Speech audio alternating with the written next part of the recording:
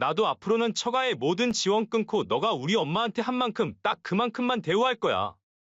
용돈이나 이런 건 앞으로 당신이 알아서 챙겨드려. 당신도 일하잖아? 당신 그거 시댁하고 처가 편 가르는 거예요. 알기나요? 편을 가른 건 당신이지. 앞으로 장인 장모님이 사위한테 어떤 대우 받을지는 당신이 우리 엄마한테 하기 달렸어. 나는 당신이 이렇게 쪼잔한 사람인 줄 알았으면 결혼 안 했을 거예요. 나도 당신이 친정만 챙기고 우리 엄마한테는 병원비도 못 주게 할 사람인 줄 알았으면 결혼 안 했을 거야. 심지어 매달 생활비도 가로채고 말이야. 이번 사연의 주인공은 66세 정미자 씨입니다. 그리고 그녀의 아들과 며느리에 관한 이야기입니다. 미자 씨는 서울 미아동에서 홀로 살아가고 있었습니다. 생계형 반찬 가게를 운영하며 하루하루를 버텨내고 있었죠.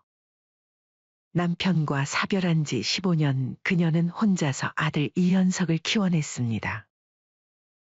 남편이 갑작스런 심장마비로 쓰러졌을 때 현석이는 겨우 중학생이었습니다. 당시 가게 일도 해야 했고 집안일도 해야 했고 무엇보다 사춘기 아들을 잘 이끌어야 했습니다. 현석아, 엄마가 못 배운 게 아니야. 너는 꼭 공부해서 좋은 대학 가야 해. 미자 씨는 늘 그렇게 말했습니다. 그리고 현석이는 그 말을 지켰습니다. 서울대 의대에 합격했을 때 미자 씨는 가게 문을 닫고 하루 종일 울었습니다. 기쁨의 눈물이었습니다. 우리 아들 의사 됐어요. 손님들에게 자랑할 때마다 미자 씨의 얼굴은 환하게 빛났습니다. 그렇게 힘든 시간을 견뎌내고 현석이는 성공한 의사가 되었습니다. 미자 씨는 아들이 좋은 병원에 취직하고 결혼도 하고 자리를 잡는 모습을 보며 행복했습니다. 적어도 처음에는요.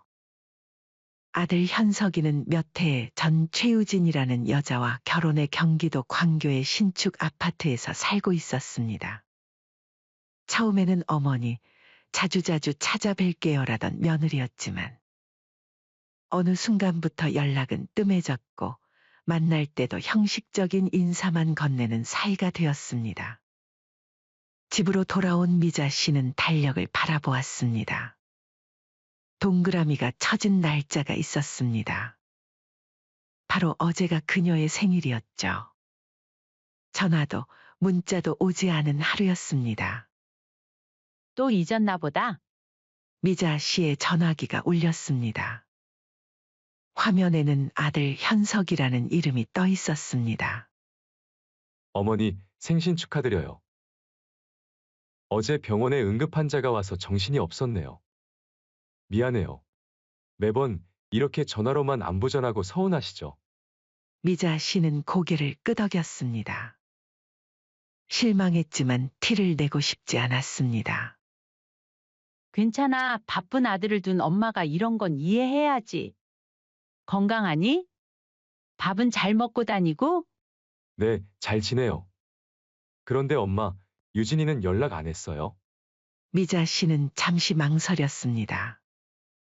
며느리로부터 온 문자는 어머니 건강하세요.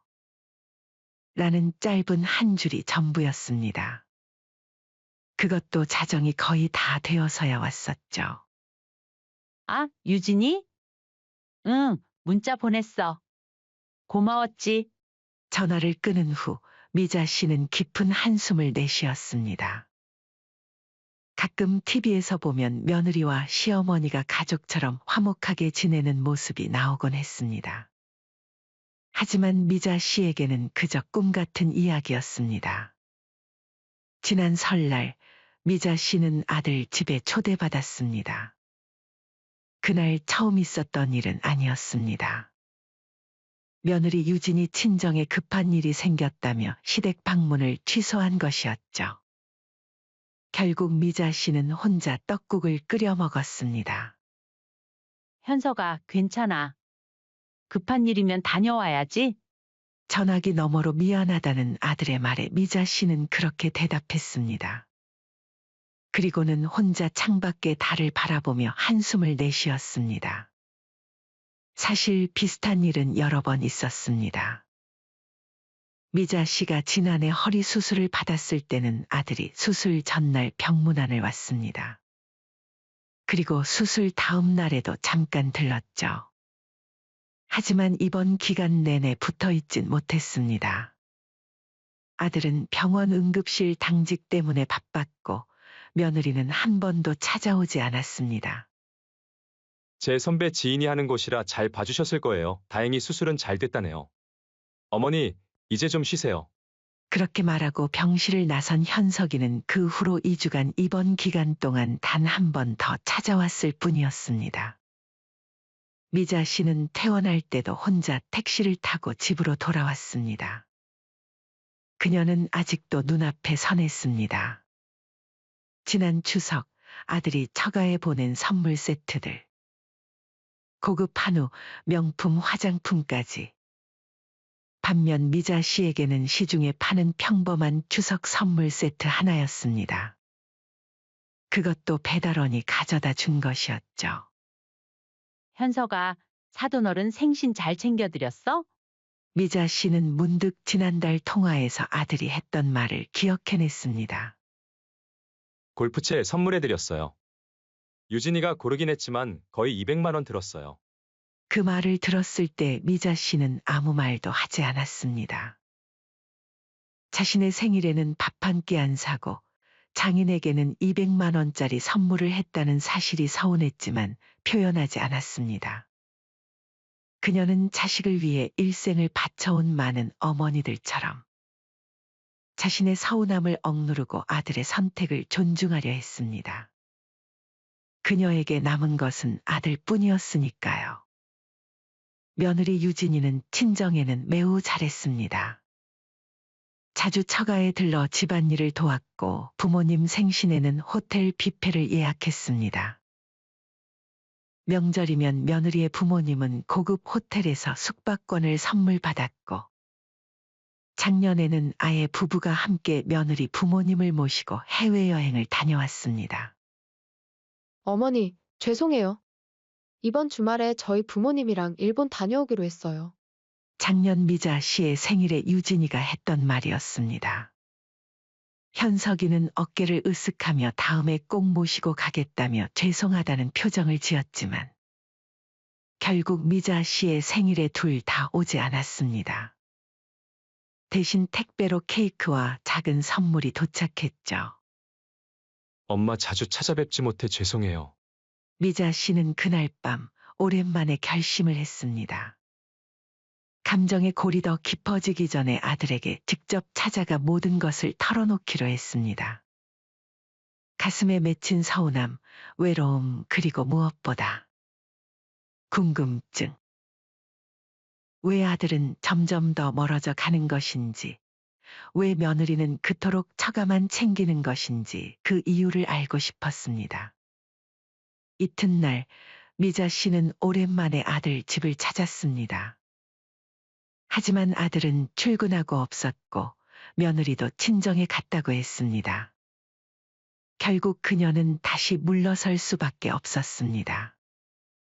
모처럼 다 내려놓고 말해보려 했던 그 마음이 또 다시 접혀 가슴속에 묻혔습니다. 엄마, 오늘 저녁에 찾아뵐게요. 아들 현석의 문자를 받은 것은 퇴근 무렵이었습니다. 미자 씨는 반찬 가게 문을 닫고 집으로 향했습니다. 집 앞에 도착하니 현석이 벌써 와 있었습니다. 어머니, 제가 살 좀 빠진 것 같죠? 요즘 병원이 바빠서. 미자 씨는 그제야 아들의 얼굴을 제대로 보았습니다. 얼마나 바쁜 생활을 하는지 눈밑이 거뭇했고 볼은 홀쭉해졌습니다. 현서가 엄마 할 말이 있어? 두 사람은 소파에 마주 앉았습니다. 미자 씨는 그동안 가슴에 묻어두었던 서운함을 하나씩 꺼내기 시작했습니다. 현서가 말을 할까 말까 고민 많이 했는데 요즘 너한테 많이 서운하단다. 네? 갑자기 무슨 말씀이세요? 너도 결혼하고 나서부터 많이 변했어. 처가엔 자주 가면서 엄마한텐 명절에도 안 오고. 현석의 눈이 동그래졌습니다. 어머니, 그게 아니라 저는 아니, 내 말 좀 들어봐. 네가 결혼해서 행복하면 그걸로 됐다고 생각했어. 하지만 요즘은 엄마가 정말 너무 외로워. 너희 처가는 비싼 선물에 해외여행에 나는 케이크 하나로 생일을 대신하고 현석이 미자 씨의 말을 끊었습니다. 어머니, 그게 아니에요. 제가 어머니 생일에 선물 안 드린 게 아니라 알아. 바쁘니까? 근데 내가 허리 수술할 때도 네가 얼마나 왔었니? 반면에 장모님이 감기 걸렸을 땐 바로 달려갔다며? 현석의 표정이 심각해졌습니다. 엄마, 제가 그동안 매달 생활비도 보내드리고 수술비도 다 드렸는데 그래도 아직 부족하신 거예요? 이번엔 미자 씨가 놀랐습니다. 뭐라고? 생활비? 언제 생활비를 줬다고 그러니? 공기가 얼어붙는 것 같았습니다. 현석의 얼굴에는 당혹감이 역력했습니다. 제가 매달 유진이 통해서 80만 원씩 생활비를 보내드렸는데 못 받으신 거예요? 미자 씨는 고개를 절레절레 저었습니다. 아니, 내가 언제 그런 돈을 받아봤다고 그래? 매달 반찬 가게 운영해서 번 돈으로 살았지. 현석의 얼굴이 점점 창백해졌습니다. 혹시 작년 허리 수술비 900만 원도 못 받으셨어요? 미자 씨의 눈이 커졌습니다. 900만 원? 무슨 소리야? 내 돈으로 수술비 다 냈는데? 그 말을 들은 현석의 손이 떨리기 시작했습니다. 그는 휴대폰을 꺼내 뭔가를 확인하더니 말을 잇지 못했습니다. 그의 눈에 눈물이 고였죠.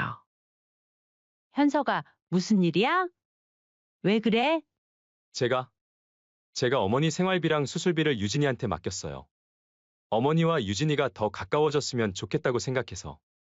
미자 씨는 상황을 이해하기 시작했습니다. 현석이 계속 말을 이었습니다. 제가 직접 드리는 것보다 유진이가 챙겨드리면 엄마랑 며느리 사이가 더 친해질 거라고 생각했어요. 그래서 모든 돈을 유진이한테 직접 주라고 맡겼는데 미자 씨는 말문이 막혔습니다. 아들이 그런 생각으로 행동했다는 것이 너무나 뜻밖이었습니다. 현서가. 그럼 내가 한 번도 받지 못한 그 돈들은 유진이가 알았다면서 어머니께 직접 전해드리겠다고 했어요. 매달 생활비도 수술비도요. 둘 사이에 무거운 침묵이 내려앉았습니다. 미자 씨는 이제야 모든 것이 이해가 됐습니다. 아들은 늘 엄마를 생각하고 있었습니다. 단지 그 마음이 자신에게 전해지지 않았을 뿐이었습니다. 그럼 장인어른 피부과 등록해 준 것도 피부과도 등록해드리고 해외여행도 보내드리면서 엄마한테도 똑같이 해줬다 생각했거든요. 유진이가 다 전해줬을 거라고요. 제가 중간다리 역할을 하려고 했어요. 유진이가 어머니께 잘하면 서로 사이가 좋아질 거라 생각했거든요. 그때 현석의 휴대폰이 울렸습니다. 화면에는 유진이라는 이름이 떠 있었습니다. 현석은 전화를 받았습니다. 여보, 나 지금 어머니 댁이야. 잠시 침묵이 이어졌습니다. 응, 알았어. 지금 갈게.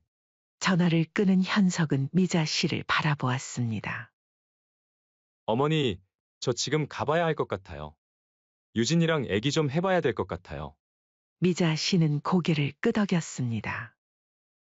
그래, 가봐. 오늘 많은 얘기했으니 이제 좀 정리가 필요할 것 같구나. 현석은 일어서며 미자 씨의 손을 꼭 잡았습니다. 그동안 많이 서운하셨죠? 일단 내일 다시 올게요. 그때 제대로 이야기해요. 유진이도 데려올게요. 아들이 떠난 후 미자 씨는 소파에 앉아 오늘 있었던 일을 곱씹었습니다. 아들은 나를 위해 그렇게 많은 것을 준비했는데 나는 몰랐구나. 미자 씨의 마음은 복잡했습니다. 서운함, 안도감, 그리고 이제 알게 된 사실에 대한 당혹감까지. 며느리가 대체 왜 그랬을까? 며느리가 왜 그토록 자신을 멀리했는지, 왜 아들이 준 돈을 전하지 않았는지 의문이 들었습니다. 다음 날 오전, 미자 씨는 미리 예약해둔 큰 병원에서 건강검진을 받기로 했습니다. 정기적으로 허리 상태를 확인해야 했기 때문이었죠. 검진을 마친 후 미자 씨는 잠시 망설였습니다. 아들의 집은 이 병원에서 그리 멀지 않았습니다. 지난밤의 대화가 마음에 걸렸고 혹시 유진이를 만날 수 있을까 하는 생각이 들었습니다.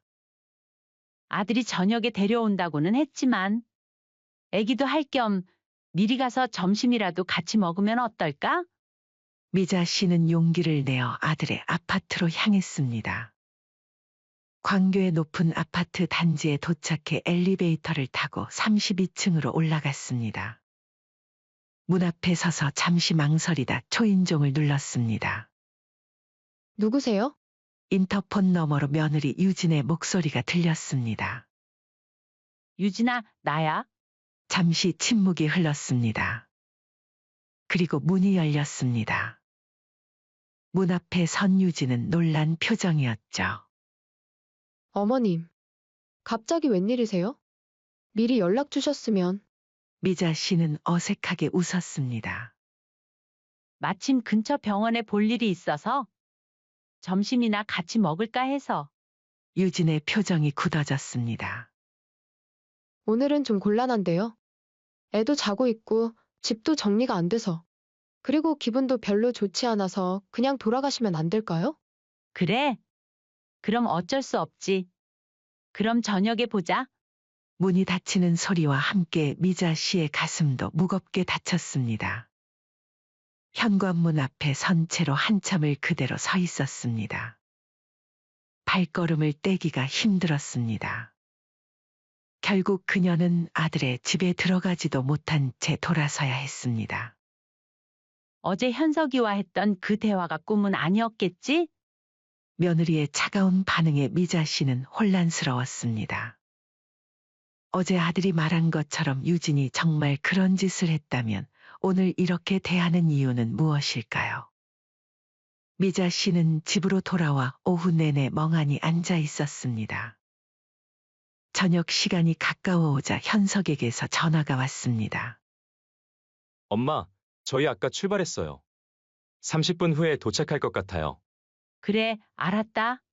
미자 씨는 서둘러 저녁 준비를 했습니다. 간단한 반찬 몇 가지와 미역국을 준비했습니다.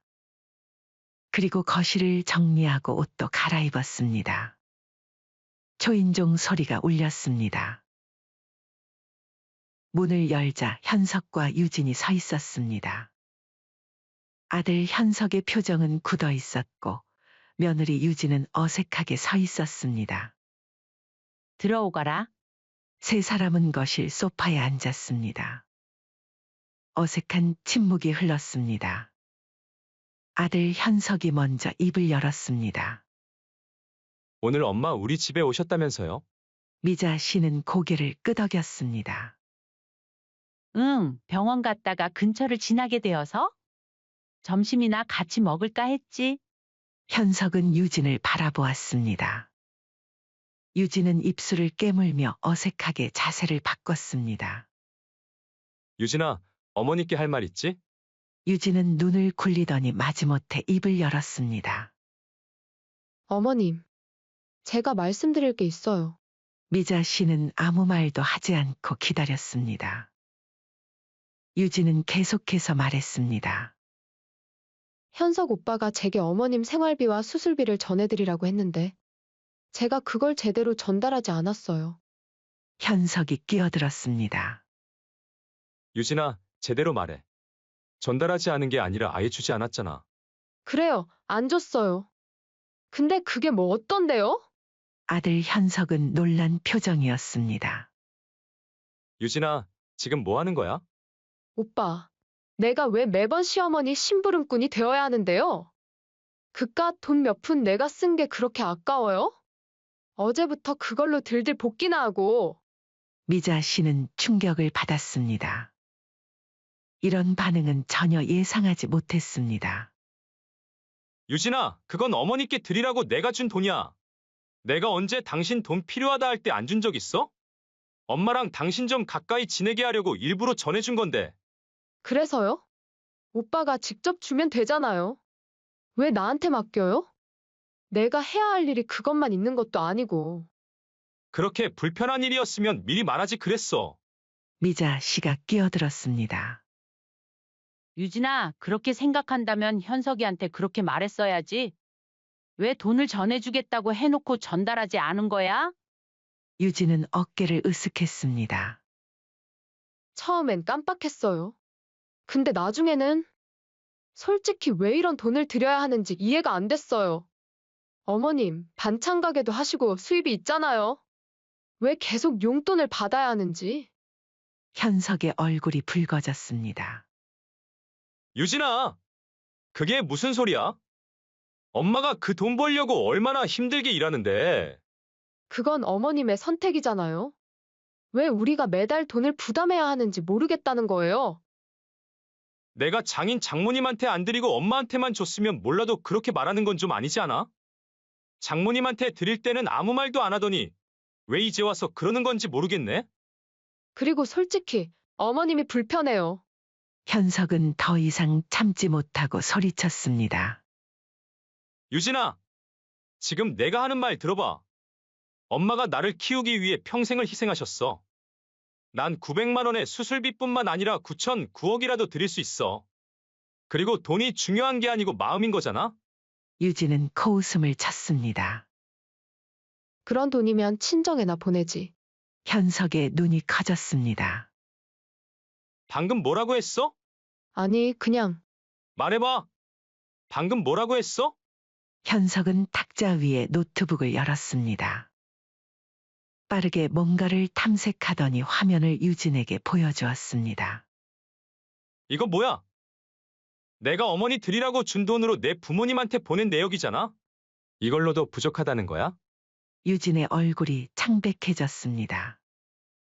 아니, 그렇잖아요. 그래도 의사 사위를 뒀는데 그 정도는 받을 수 있다 생각했지. 현석은 계속해서 화면을 넘겼습니다. 골프채 200만 원, 피부과 회원권 연 200만 원, 해외여행 300만 원. 미자 씨는 충격으로 말을 잃었습니다. 상황이 생각보다 훨씬 심각했습니다. 현석이 벌떡 일어섰습니다. 그의 목소리는 차갑고 단호했습니다. 유진아, 지금 내가 한 짓이 어떤 건지 알아? 이건 횡령이야. 다른 사람 돈을 가로채서 자기 마음대로 쓴 거라고. 오빠, 그렇게 말하면 섭섭하지. 우리 부부잖아요. 어떻게 다른 사람 돈이야?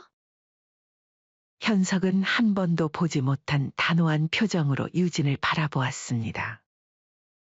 유진아, 넌 내 부모님만 챙기면서 내 어머니는 무시했어. 그것도 내가 어머니께 드리라고 준 돈을 가로채서. 내가 그동안 오해를 했던 것 같아. 내 부모에게 잘하는 사람이 남의 부모에게도 잘하는 법이라 생각해서 그동안 처가에 잘해줬던 건데. 나도 앞으로는 처가의 모든 지원 끊고 너가 한 만큼만 대우할 거야. 용돈이나 이런 건 앞으로 당신이 알아서 챙겨드려. 당신도 일하잖아? 당신 그거 시댁하고 처가 편 가르는 거예요. 알기나 해요? 편을 가른 건 당신이지. 앞으로 장인 장모님이 사위한테 어떤 대우 받을지는 당신이 우리 엄마한테 하기 달렸어. 나는 당신이 이렇게 쪼잔한 사람이었으면 결혼 안 했을 거예요. 나도 당신이 친정만 챙기고 우리 엄마한테는 병원비도 못 주게 할 사람이었으면 결혼 안 했을 거야. 심지어 매달 생활비도 가로채고 말이야. 미자 씨는 아들의 단호한 모습에 놀랐습니다. 한 번도 보지 못한 강한 모습이었습니다. 현석아, 진정해. 아니에요, 엄마. 이건 진정할 문제가 아니에요. 우리 가족을 무시했는데 어떻게 제가 진정하겠어요? 그 순간 며느리는 울음을 터뜨렸습니다. 오빠, 나한테 지금 화내는 거예요? 내가 얼마나 열심히 오빠 뒷바라지 했는데. 현석은 고개를 저었습니다. 뒷바라지. 내가 한 건 뭐야? 내가 준 돈으로 내 부모님만 챙기면서 어머니는 외롭게 내버려두고. 며느리는 자신의 가방을 집어들었습니다. 어머니랑 당신이 한 편 먹고 나한테 뭐라고 하는 게 맞다고 생각해요? 난 이제 못 참겠어요. 친정에 갈래요. 유진은 울며 문을 쾅 닫고 나갔습니다. 집에는 미자 씨와 현석만 남았습니다. 현석아, 어머니, 정말 죄송해요. 제가 다 확인했어야 했는데. 미자 씨는 아들의 손을 잡았습니다. 괜찮아. 지금이라도 알게 됐으니까.